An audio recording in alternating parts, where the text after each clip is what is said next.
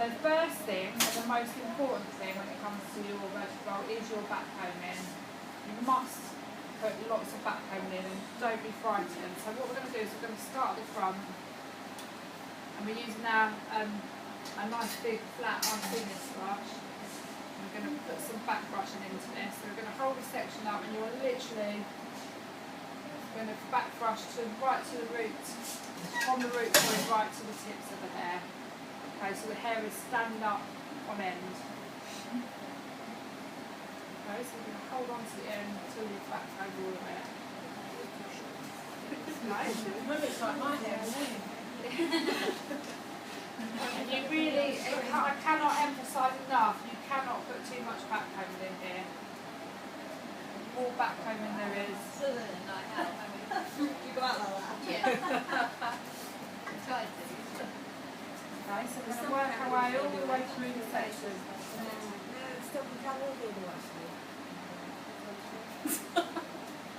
What you'll notice is I'm back combing from the underneath of the section, so I'm holding the section out. Just nice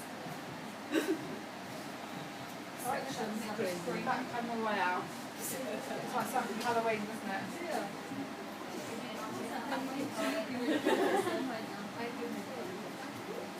Okay, so we're back combing, back combing, back combing. Always from the underneath as well, right the way through. Not just at the root, all the way through that section of hair, from the root right the way through to the tip. She does actually look excited. She's got a slight smile going on there.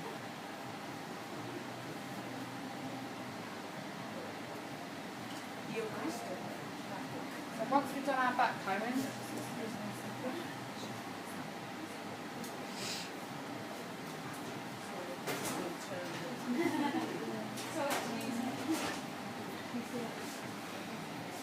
before we smooth anything out, we've put all our back combing in, we're going to give it a little mist of hairspray. And this is, generally you want a nice dry hairspray, so nothing obviously that isn't an aerosol, and a good aerosol hairspray will work the bestest.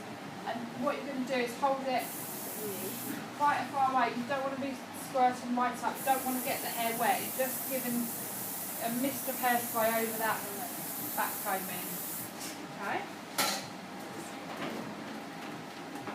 I'm going to carry on using my big flat brush because I actually prefer this type of brush, but you can also use one of these, and we talked about these brushes last week. You can also use one of your smaller ones. Some people just find it easier to have a smaller brush in their hand.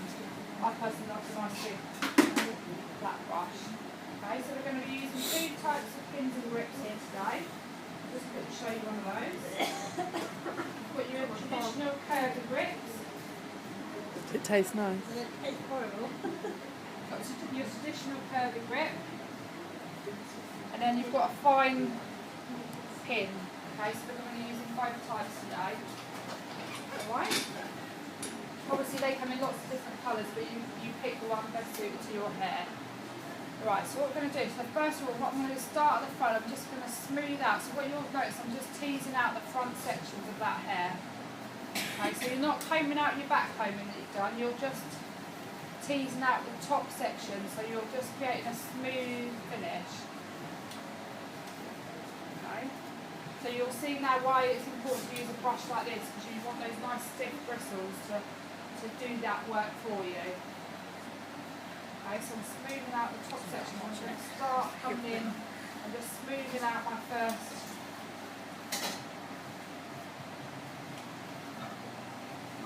side.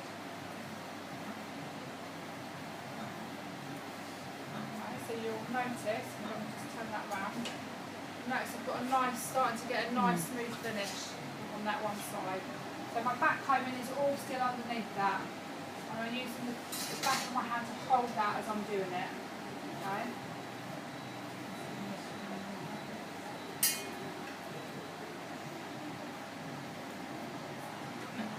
So this is the next little step. So with your curvy grips, I want your pins, your curvy grips. You're going to literally just off centre, you're going to pin the hair up. So I'm going to do this, you're going to use a little crisscross method. You're going to crisscross each of the grips. So they lock together.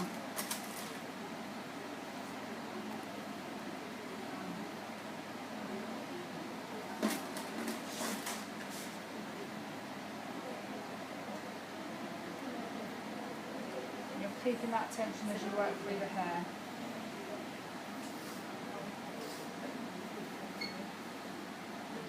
Okay, so going right up to the top, so it's just off the centre. I'll turn this around in a minute, guys, so you can see properly what we've done. And the top one, what we do is instead of going upwards, so we're using them all upwards, the very top one we're going to put downwards.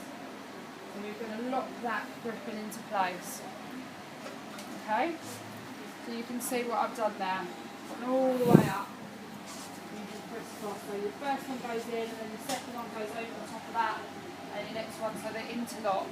Okay, so you're creating a nice tight gripping. Okay, so you can see we smoothed out that section, and then what we can do before we move on to smooth the other bit over, we can just hairspray. So using it quite far away. We're just going to go in, and just smooth all those little bits down. Okay. Then your next thing is to literally smooth out, so we're going to start on the other side now and smooth out that top section.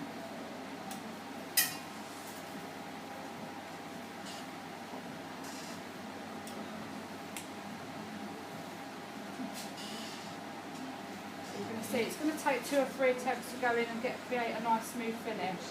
What you're looking for is a nice sleek smooth finish, so you can't see any of your backcomb that's underneath. So both brushes do a good job, Rachel. They do a very similar job. It's just obviously this bigger brush, you're going to create more. Yeah. You've got a bigger surface area, so you're going to obviously create more of an impact. It's going to take you longer to smooth out. Yeah. With the smaller one, but obviously the added advantage to that one over the other one is you've got a nice tail on the end, so you can use it for prodding it, for nipping in and stuff like that if you want to. But again, it's personal preference. I would quite like you both to have a go at both today, have a go at using both brushes. Certainly your first part of your back combing, this will give you much more beefier back combing. Again, like I say, I want you to really get to grips with your tools, get all your equipment out and have a good old go of it, and you'll soon find what you like and what you don't like. Okay? So you can see I'm just working that section in.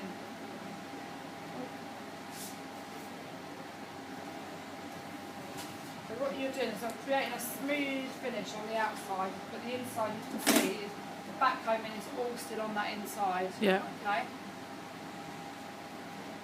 Then what I'm going to do is literally I'm going to use my hand a bit like this. So I'm going to grab my hair like this, and I'm going to literally twist it in. So I'm going to keep hold of the hair with my hand.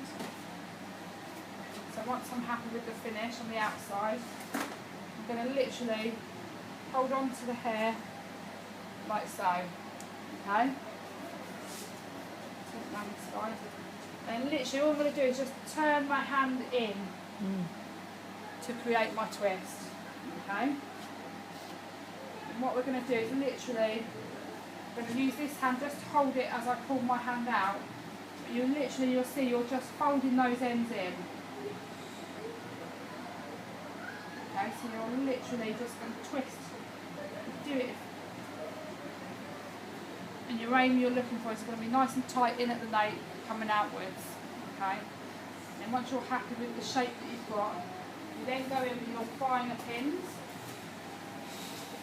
Okay, so they're not your curvy, so you're going to start at the bottom and you just hook a bit of your pleat and a bit that it's going into and in. Okay? And you push them right until the pin disappears.